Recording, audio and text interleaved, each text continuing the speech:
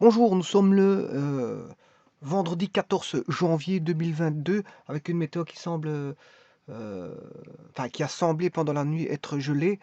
Nous avons eu du gel en cette matinée et que le gel, bon, comme je vous dis, quand on est en pleine nuit, le gel perdure, mais quand la luminosité apparaît, ben, je veux dire, il fait déjà un peu plus chaud, les températures sont en train de remonter et on a un dégel de ce qui s'est produit pendant la nuit. Donc, on attend encore un tout petit peu, le dégel aura lieu complètement. Je vais voir ici une petite vidéo qui va concerner donc les bonus à l'emploi, donc intégrés dans une fiche de salaire pour calculer, bien sûr, le but étant de calculer le salaire net, c'est-à-dire le salaire que la personne va recevoir en poche. La personne, c'est le travailleur, bien sûr, puisque en fait, la personne qui travaille reçoit une rémunération en contrepartie, à moins qu'il ne fasse du bénévolat. Bon, tout est possible. Et là, à ce moment-là, il n'a pas de rémunération. Quoique même la personne qui fait du bénévolat, normalement, doit être rétribuée au niveau de ses charges personnelles. Même s'il ne reçoit pas, je veux dire, un salaire personnel, il peut recevoir bon, des montants tels que les frais de déplacement, tralali, tralala, d'essence. Parce que c'est vrai que bénévolat ne signifie pas euh, euh, je veux dire, avoir toutes les charges imaginables, hein. Donc, bénévolat, c'est déjà assurer au minimum ses charges. Alors, ceci étant dit, on a ici le calcul simplifié, le plus basique d'un calcul de salaire ne faisant intervenir aucun frais de déplacement, aucun avantage, et aucun bonus social. Et ici, je vais, bon, donc celui qui est le plus simple, bon, je l'ai traité suivant plusieurs cas de figure, c'est le cas que j'appelle le type 1. C'est le type 1. Voilà, c'est le premier type qu'on peut rencontrer. C'est celui le plus simple, rémunération brute moins les cotisations, la quote-part de cotisation de sécurité sociale qu'on doit fournir à l'Office national de la sécurité sociale.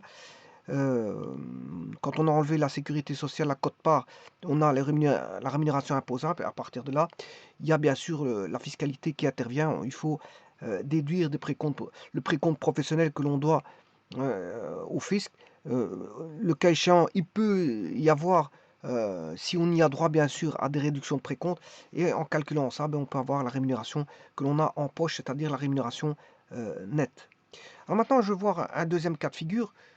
Bon, ça va déjà un petit peu se compliquer, puisque, enfin compliqué, c'est pas compliqué, une fois qu'on le sait, on le sait. Mais disons que on n'est plus dans un même cheminement, puisque je veux voir le type 2. Alors, qu'est-ce que c'est que le type 2? Eh bien, je vais faire intervenir dans le type 2 le bonus à l'emploi. Alors, pour ça, je vais appeler... bon, il faut que je fasse un petit peu de place. Donc, parce que je vais intégrer de nouvelles...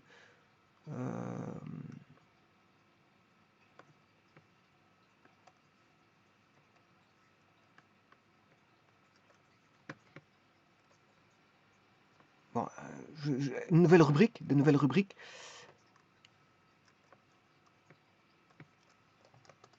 Alors, ces rubriques-là, ça va être le bonus à l'emploi. Donc, le type 2 va concerner... Donc, le type 1, c'est la structure la plus, on va dire, la plus classique. La plus classique, la plus simple et la plus classique, celle qu'on retrouve communément et quand on doit calculer un salaire sans les avantages, les déplacements et les bonus à l'emploi. Ici, bon, maintenant, je vais intégrer donc cette notion de bonus à l'emploi qui est une, on va dire, euh, c'est une garantie sociale. C'est une garantie sociale. Donc, si c'est une garantie sociale, il va se placer au niveau voilà, euh, des charges. Enfin, ici, c'est justement, c'est pas une charge, justement, c'est une charge, c'est l'ONSS. Par contre, ici, c'est pas une charge, puisque vous y gagnez. C'est un bonus. Donc, si c'est un bonus, bon, on mettra un plus.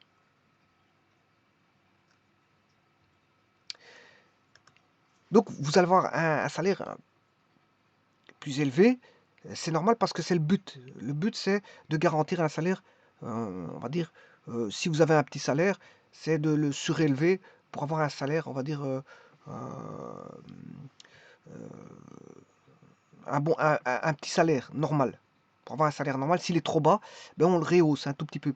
Et ça, grâce à ce qu'on appelle les bonus à l'emploi.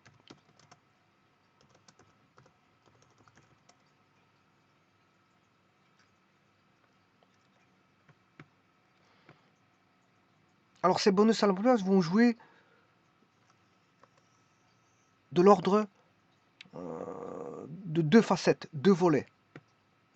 Pourquoi? Parce que d'abord, on a une réduction, un bonus à l'emploi au niveau social, mais au niveau fiscalité, vous aurez aussi euh, l'intégration de ce bonus social qui va venir rehausser encore quelque peu le salaire.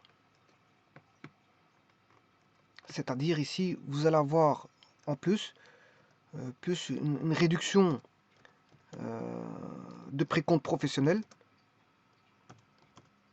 Donc, qui dit réduction de professionnel, ça veut dire que vous allez avoir plus en poche, c'est normal. C'est parce que vous avez moins à payer aux impôts, donc le salaire, moins vous payez aux impôts, plus vous avez un plus gros salaire. Donc la réduction de précompte, la réduction de précompte professionnel.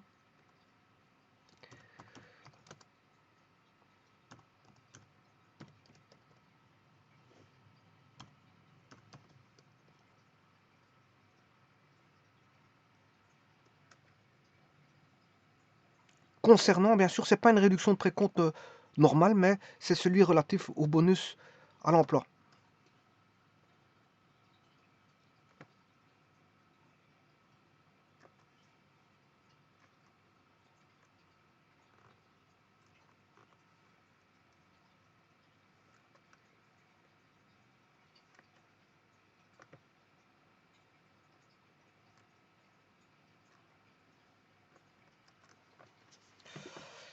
Voilà, c'est une réduction de bonus à l'emploi. Enfin, une réduction de professionnel relatif au bonus à l'emploi. Donc, vous voyez qu'il joue sous deux facettes. Donc, quelque part, vous avez une réduction de précompte professionnel relatif au bonus à l'emploi. Donc, il est propre au bonus à l'emploi. Et en plus de ça, vous avez un bonus à l'emploi. Donc, vous gagnez sur euh, euh, deux, deux plans. Sur deux plans. Alors, le but, bien sûr, c'est de surélever un salaire qui est bas. Qui est bas. Et ça, c'est, bon, à partir de maintenant, dire le type 2, mais c'est ce schéma classe. C'est de nouveau un nouveau schéma qui fait intervenir les bonus à l'emploi. Donc, le nouveau schéma apparaît comme le suivant. Rémunération brute moins l'ONSS. Alors, si on a droit au bonus à l'emploi, tout va dépendre du droit à l'octroi du bonus à l'emploi ou pas. Voilà, à partir de là, on peut calculer rémunération imposable, précompte professionnel. Si on a bon, une situation familiale qui permet la réduction de précompte, ben, on peut avoir des réductions de précompte divers ou des réductions diverses, voilà, des réductions diverses de réduction de précompte. Mais il y en a un qui sera propre au bonus à l'emploi, c'est la réduction de précompte professionnel, bonus à l'emploi. Après, bon, quand vous avez calculé tout ça, vous avez une rémunération brute, enfin nette, je m'excuse, nette, qui sera, on va dire, rehaussée. Le but, c'est ça. C'est à partir d'une rémunération brute qui est basse, de rehausser un petit peu la rémunération nette. Voilà, c'est un petit peu ça le montage pour faire en sorte euh, que la personne, le travailleur, ait un salaire garanti, euh, au minimum garanti, euh, et dont le salaire, je veux dire, serait rehaussé et permettrait, je veux dire, un meilleur avantage pour le travailleur par rapport aux autres travailleurs qui auraient des salaires, on va dire, euh, un peu plus élevés. Je ne veux pas dire très élevés, parce que bon, ça dépend bien sûr de la commission paritaire, ça dépend aussi, bon, je veux dire, des études, du type d'entreprise qui permet de rémunérer. Parce que si on travaille dans une entreprise, on gagne beaucoup plus que d'autres. Bon, une entreprise n'est pas l'autre, hein. Il y a des entreprises qui permettent des avantages salariaux plus importants que d'autres entreprises. Bon, une entreprise n'est pas l'autre. Une entreprise n'est pas l'autre. Bon, mais maintenant, si on est dans une entreprise, si on ne gagne pas beaucoup dans cette entreprise, ben, on peut avoir euh, voilà, l'octroi, enfin, être avantagé par un octroi de bénéfices, enfin, de bonus à l'emploi, de bonus à l'emploi. Alors, au niveau euh, social, ça permet aussi le fait d'avoir un petit salaire et de se dire, bon, je préfère travailler pour un petit salaire avec des bonus à l'emploi. Imaginons que ces bonus à l'emploi ne seraient pas là, mais on aurait un tout petit salaire. Et ce petit salaire, bon, mériterait pas d'aller travailler. Voilà, mériterait pas d'aller travailler parce que le fait d'aller travailler et d'avoir toute décharge, mais autant rester au chômage à ce moment-là. Bah, bon, le gain bénéfice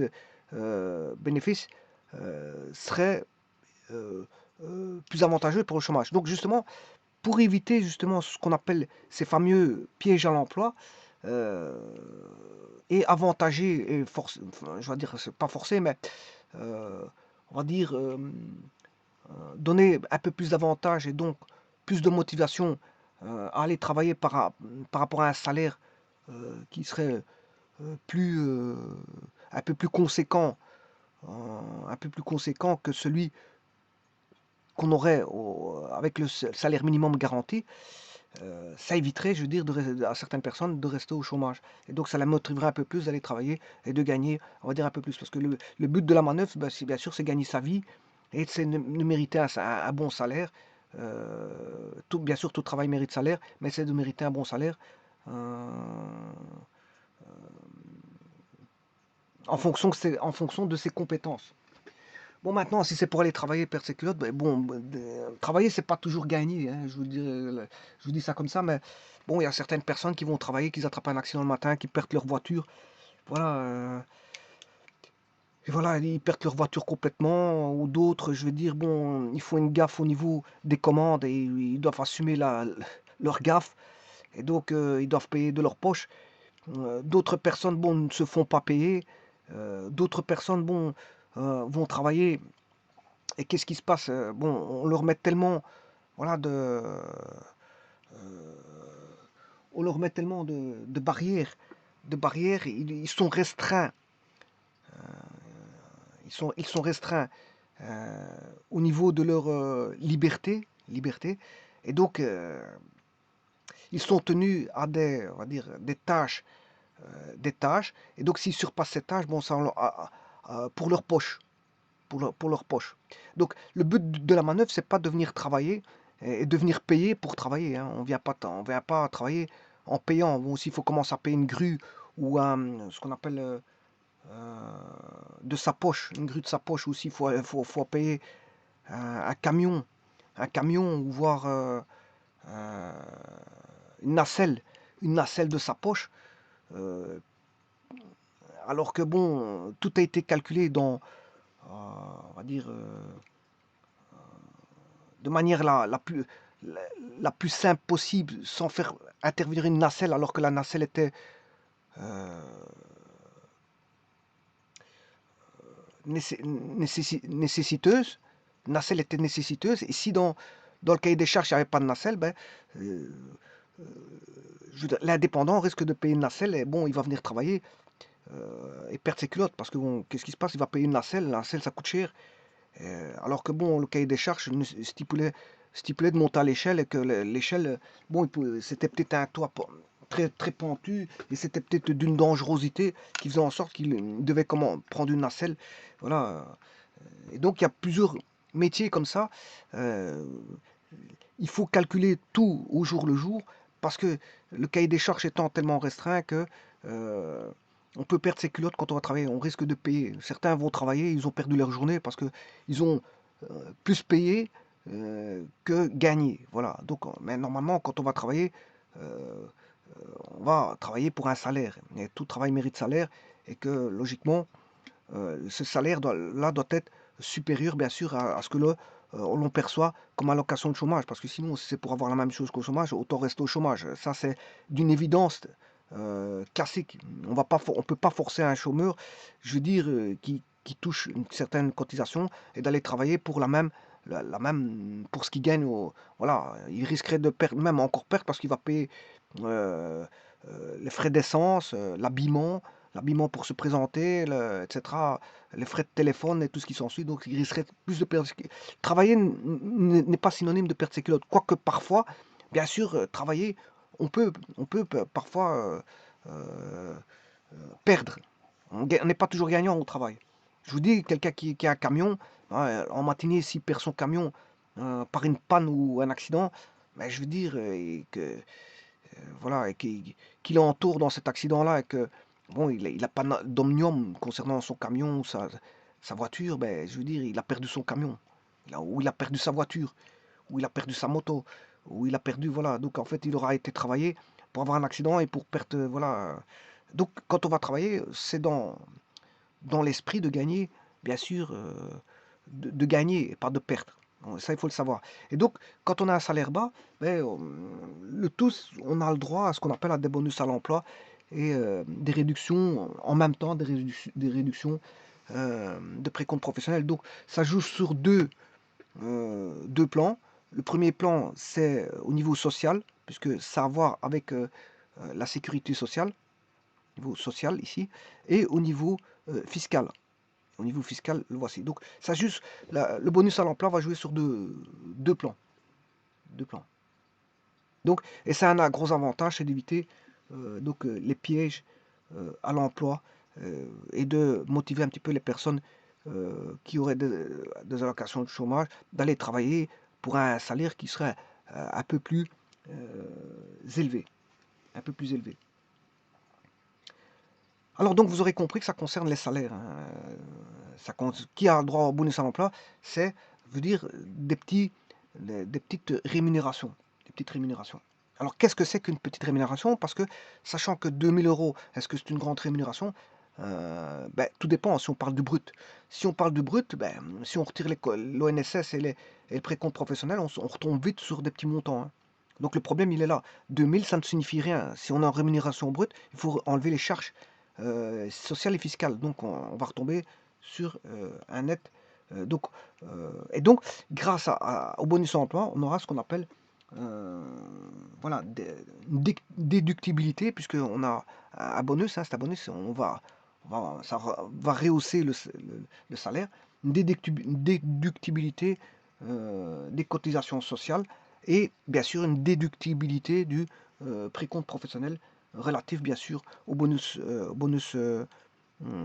à l'emploi du travailleur. Bon, alors maintenant, le tout, après avoir fait toutes ces explications, donné ces explications, en gros, qui est pourquoi, euh, le pourquoi on a un bonus à l'emploi, ben, c'est ça. Mais maintenant, qui a droit et comment ça se passe? Alors maintenant, c'est surtout ça qui est intéressant de voir. Voilà, je vais dans jobat.be, qu'est-ce que le bonus à l'emploi et comment le calculer. Alors vous voyez ici, il y a toutes des explications, définitions, tralali, tralala, le calcul, voilà, et vous avez le calcul pour les employés et pour les ouvriers. Alors qui a droit? Alors on a un salaire de référence à 100% en euros, voilà. Alors, bien sûr c'est le salaire brut, hein. Et c'est le salaire brut à 100%. Alors s'il est plus petit ou égal à 1674,49, qui est on va dire, un minimum de salaire brut, hein, c'est un minimum de salaire brut, voilà. Le minimum, ce serait ça, 1674,49. À ce moment-là, on calcule pour le bonus à l'emploi, pour un employé, bien sûr, régime employé, on mettra directement 205,65. 205,65. Maintenant, s'il est supérieur à 1674,49, donc s'il est supérieur au montant de base et bien sûr inférieur ou égal à 2611,78, donc s'il est strictement supérieur à 1674,49 et inférieur ou égal à 2611,78, ben, il faut faire un petit calcul. La formule elle est là, c'est 205,65 qui est le montant de base, hein, moins 0,21,24 fois le salaire brut moins 1674,49 qui est voilà, le salaire minimal, 1674,49. Maintenant, si vous êtes supérieur à 2611,78, strictement supérieur, à ce moment-là, vous n'avez pas de droit au montant de base, voilà, à un bonus employé. Vous n'avez pas droit. Maintenant, comment ça se va au niveau de l'ouvrier? Au niveau de l'ouvrier, ben, c'est un peu la même chose. On a toujours 1674,49 qui est le montant de base. Si vous êtes inférieur à ça, ben, vous ne touchez pas la même chose que l'employé, parce que le bonus à l'emploi pour l'employé, c'est 205, alors que pour l'ouvrier, c'est 222, il est un peu plus élevé. Alors, si vous êtes situé toujours de la même façon, dans la même fourchette, 1674,49 et 2611,78 compris, à ce moment, vous faites toujours le même calcul, hein. C'est 222,10, parce que le montant de base ici, c'est 222,10. Et cette fois-ci, moins 0,2370. Donc on a un taux plus élevé ici, c'est 23,70%. 23,7%. Alors que l'autre, c'est 21, pour l'employé, c'est 21,94%. Alors bien sûr, fois le salaire brut moins le salaire minimum là-bas, de 1674,49. Et ça, c'est si vous êtes situé dans la fourchette 1674,49 non compris et 2611,78 compris. Et maintenant, si vous avez un salaire en tant qu'ouvrier supérieur à 2611,78, vous n'avez pas droit à ça. Vous aurez zéro. Voilà. Et ça c'est le calcul pour le bonus à l'emploi au niveau social. Donc, c'est pour le calcul de ceci, bonus à l'emploi au niveau social. Alors, maintenant, est-ce vrai ce que je viens de dire? Est-ce vrai? La question, c'est de savoir, est-ce que c'est vrai ça? C'est pas parce qu'on trouve quelque chose sur Internet que c'est vrai, il faut toujours vérifier. Alors, vous voyez, pour voir si c'est vrai, il faut voir si c'est en cours d'actualité. Ici, il est marqué, depuis le 1er mars 2020, de nouveaux montants indexés s'appliquent pour l'octroi du bonus à l'emploi, R. Eh bien, vous voyez que c'est pas vrai. Ça, c'était l'ancienne méthode, parce que tout est actualisé, tout change. Alors, pour voir le nouveau calcul, je vais me rendre dans l'administration du précompte professionnel de 2021.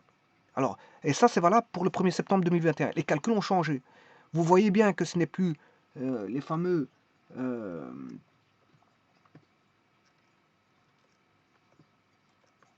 les 205 pour les employés, mais ça a changé.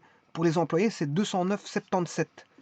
Voilà. Et le calcul, c'est toujours 21,94%. Oui, 21,94%. Moins, alors, voilà. Et là, le salaire minimal est de 1707. Ah oui, parce que c'est indexé, hein. C'est indexé. Alors que là, c'est 1674. Donc, on a rehaussé, si vous voulez, le salaire minimal. Le salaire minimal n'est plus de 1674, mais il est de 1707,98. Voilà. En vérité, il faut tenir compte de ça. Il faut tenir compte de ça, puisque en législation, bon, ça a changé. Tout n'est plus le même. Bon, maintenant, si l'ancien salaire 2611 est considéré ici comme un petit salaire, parce que maintenant, quelqu'un qui a 2611, ben, il a le droit il est dans la fourchette 1707,98, 2664,08. Tout a changé. Voilà. Par contre, là, comme l'index a changé, bon, les montants ont changé. Pour ne plus rien avoir comme bonus à l'emploi, il faut être supérieur à 2664,08, bien sûr, concernant l'employé. Maintenant, concernant l'ouvrier, ça, c'est une ancienne règle. La règle a changé aussi. Ben, ça a été indexé. L'index, c'est 1707,98. Ah oui, ça a été indexé employé-ouvrier, c'est le même maintenant. Voilà. Sauf que, au niveau, bien sûr, des salaires de référence, c'est la même chose. Il n'y a plus de distinction, voilà, entre le salaire mensuel de référence employé-ouvrier. Maintenant, c'est le même. Voilà, les fourchettes sont les mêmes. Alors que là, oui, non, ici les fourchettes elles étaient les mêmes aussi, hein, je m'excuse. Ouais, les fourchettes elles étaient les mêmes. Parce que c'était 1674,49, 2611, donc les fourchettes elles étaient les mêmes ici aussi. Maintenant, ce qu'il y a, c'est que c'était 205 pour l'employé et 222 pour l'ouvrier. Et maintenant, on a 209 pour l'employé et 226, ils ont monté de 4 euros pour l'ouvrier. Alors que l'employé, ils ont monté de 200, 205, 209, 4 euros. Ouais, 4 euros chacun. Ouais, 4 euros chacun.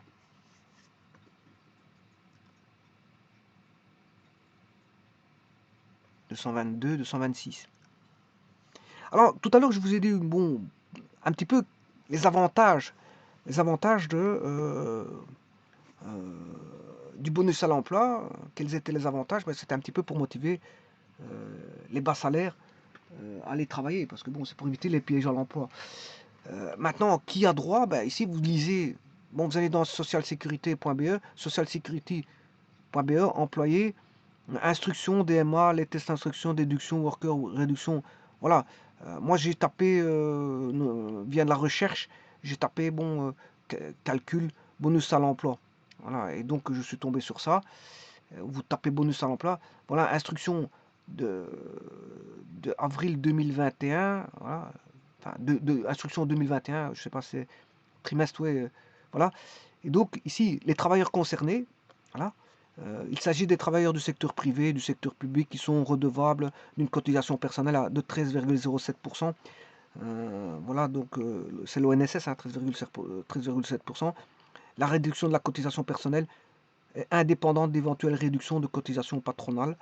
Pour le secteur privé, n'entrent donc pas en ligne de compte, entre autres, les médecins en formation, de médecins spécialistes, les apprentis stagiaires et les autres jeunes pendant la période d'assujettissement limité à la Sécu, voilà, etc., etc.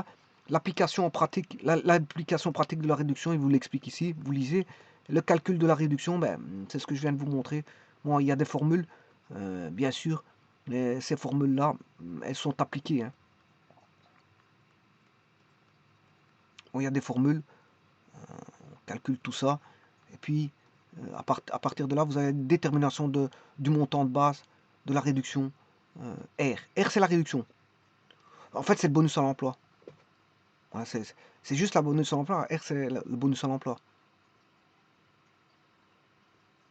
Et R, c'est le salaire brut mensuel. Et donc, ça, c'est celui de 2021. Maintenant, si vous devez calculer souvent l'ancienne méthode, l'ancienne méthode, ben, c'était ça. Alors maintenant, ça, c'est au niveau réduction, au niveau bonus à l'emploi, au niveau social. Au niveau fiscal, comment ça se passe? Eh bien, une fois que vous avez calculé le bonus à l'emploi, au niveau fiscal, il faut tenir compte du bonus à l'emploi au niveau social pour voir combien vous avez payé au niveau fiscal. Au niveau fiscal, il faut rechercher la réduction de précompte professionnel au niveau bonus à l'emploi.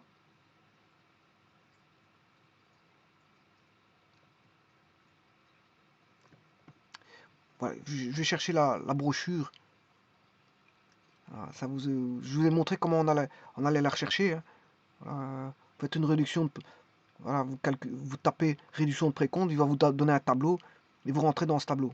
Voilà, dans ce tableau, vous avez voilà, ceci, les explications ici, et vous allez rechercher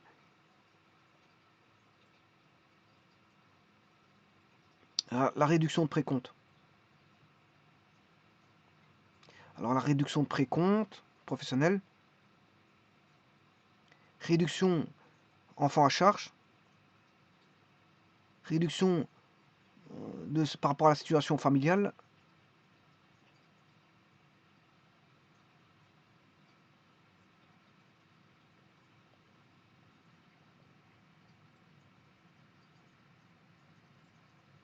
tarifs spéciaux de précompte professionnel, étudiants, travail occasionnel dans l'ORECA, chômeurs temporaires.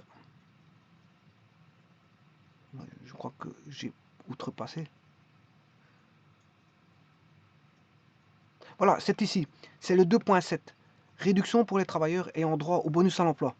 Vous voyez, tout est expliqué. Le bonus à l'emploi fiscal est une réduction du précompte professionnel pour les travailleurs à bas revenus qui ont droit. Donc, travailleurs, c'est soit l'employé ou l'ouvrier, c'est valable pour les deux. Donc vous allez chercher le bonus à l'emploi, vous faites votre 33,14%. Voilà. Donc cette réduction fiscale s'élève à 33,14.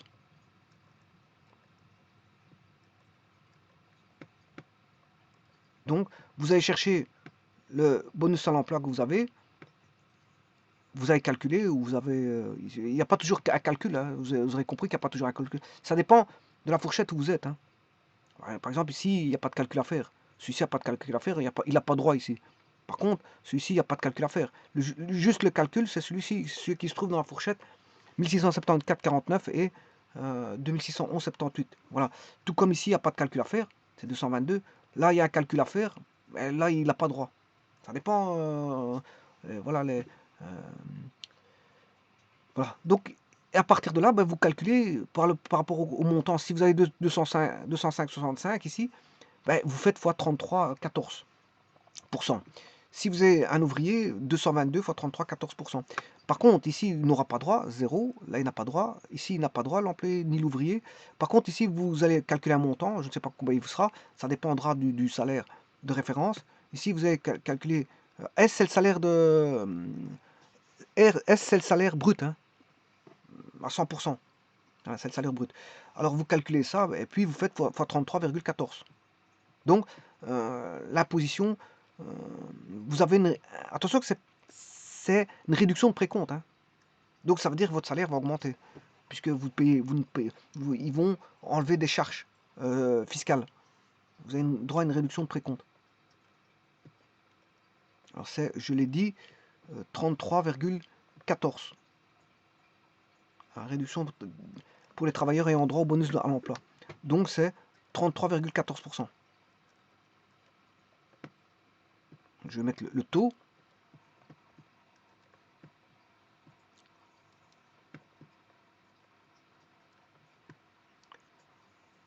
« 33,14%. Bien sûr, du bonus à l'emploi. Donc c'est 33,14% fois le bonus à l'emploi. Et le bonus à l'emploi, je vous ai montré comment on le calcule. Bon, voilà, donc vous l'avez soit là. Mais maintenant, si vous voulez tenir compte des nouvelles lois en vigueur, ben c'est ça. Le calcul, il est là. Parce qu'il y a eu une indexation. Hein, une indexation des montants. Un salaire, voilà. Il y a, durant le cours des années, on a une inflation. Une inflation, et l'inflation évolue. Voilà, si vous voulez calculer l'inflation, enfin, si vous voulez, je m'excuse, comment se calcule par rapport à une inflation connue, hein, on a C0 est égal à, enfin, le CT, si on a une capitalisation au temps T, bien sûr, on a une capitalisation à l'instant T0, 1 plus le taux exposant le temps. C'est un exponentiel. Voilà, ça c'est une capitalisation, on va dire, qui est exponentielle et non pas linéaire, parce qu'il existe aussi la linéaire. C'est l'intérêt simple, la linéaire, et l'intérêt composé, c'est exponentiel. Voilà, CT est égal à 1. Bon, maintenant, on peut avoir C0 est égal à C, CT 1 plus I exposant moins T. Voilà, donc là, là, vous avez, si je mets une échelle de temps, mais vous mettez un capital de départ C0, voilà, et vous avez un capital au temps T. Voilà, ça, c'est pour la formule ici. Alors, logiquement, le capital va augmenter. Hein. Le but, c'est ça, c'est d'avoir une capitalisation.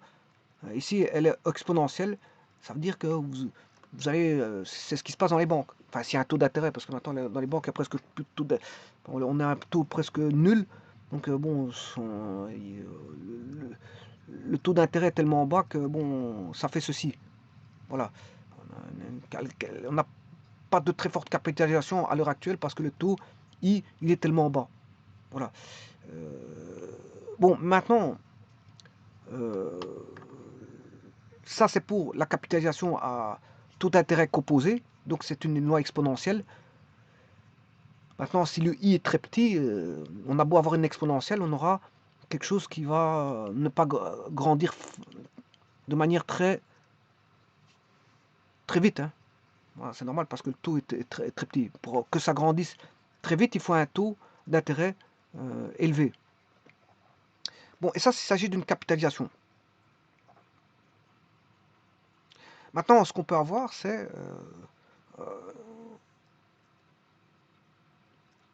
on a un montant autant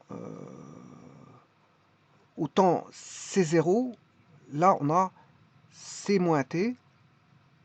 Voilà. On se dit que là on a une certaine valeur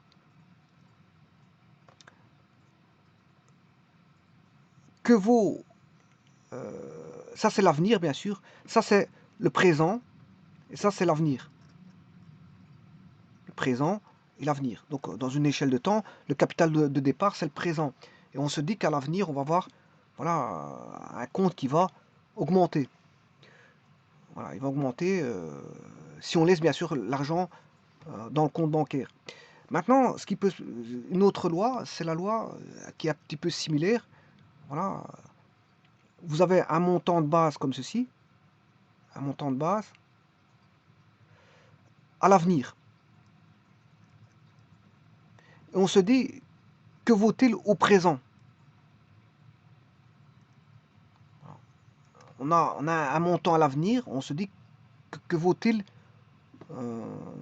aujourd'hui? Que vaudrait un montant d'avenir aujourd'hui? Et ça dépendrait bien sûr de ce qu'on appelle un taux d'inflation. Bien sûr, si je le considère constant, voilà, on pourrait trouver ce que vaut euh, le bien aujourd'hui par rapport à ce qu'il vaudrait plus tard. Bien sûr, en ayant un taux d'inflation constant. Voilà, donc l'inflation, bien sûr, n'est pas la même d'année en année. Voilà, l'inflation, euh, l'argent n'a pas la même valeur d'année en année. Pour ce qui est de l'argent, l'argent n'a pas 1 euro aujourd'hui n'est pas 1 euro demain. Parce qu'il y a le coût de la vie qui évolue. Donc, tout est réadapté au niveau économique.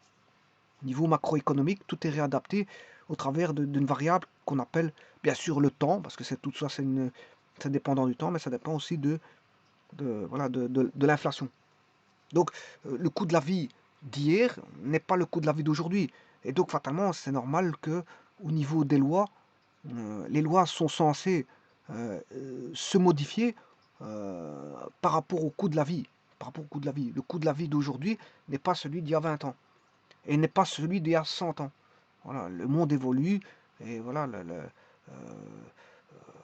la monnaie évolue en fonction du coût de la vie. 1 euro d'aujourd'hui n'est pas 1 euro d'il y a 100 ans. Avec quelques cents dans les années, il y a une quarantaine d'années, bon, on pouvait acheter beaucoup de choses. Contrairement, aujourd'hui, avec quelques cents, on n'achète rien du tout. Enfin, je ne sais pas ce qu'on peut acheter avec quelques cents, mais voilà. Ça dépend de ce qu'on entend par quelques cents aussi. Si quelques cents fait 1 euro, on sait quand même avoir quelque chose pour 1 euro. Mais avec 2-3 cents, 2 cents, je ne sais pas si on peut avoir quelque chose avec 2 cents, mais auparavant, 2 cents, on pouvait avoir quand même des choses.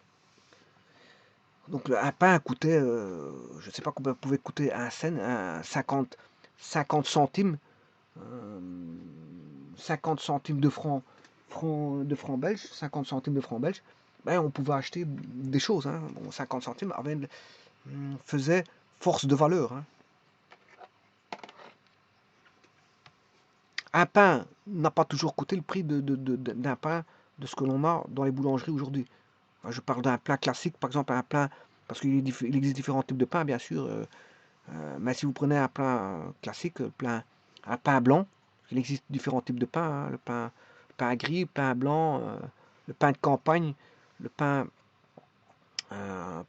français, le pain rond, tralali, tralali, tralala. Bon, il existe différents types de pain, mais si je prends un pain normal, le pain blanc,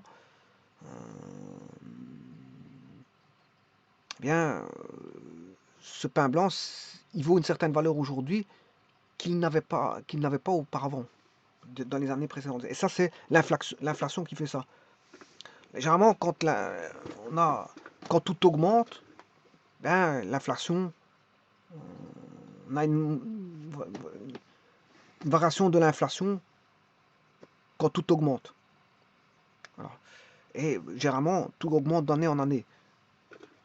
Tout augmente d'année en année. Donc, c'est normal que la législation fait référence, bien sûr, à l'inflation, euh, existante de l'année. Et donc ici, ça a changé. Ça a changé, donc on n'a plus les mêmes. Voilà, ça c'est 2021, donc ça a été changé. Et là, c'est l'ancien calcul.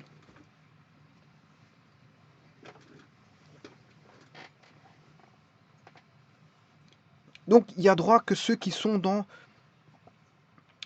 les salaires, on va dire, bruts donnés ici. Si vous avez calculé par rapport à l'ancienne méthode, c'est ça. Et la nouvelle, c'est ça. Et au niveau taxation, c'est toujours 33,14. Voilà, je vous remercie.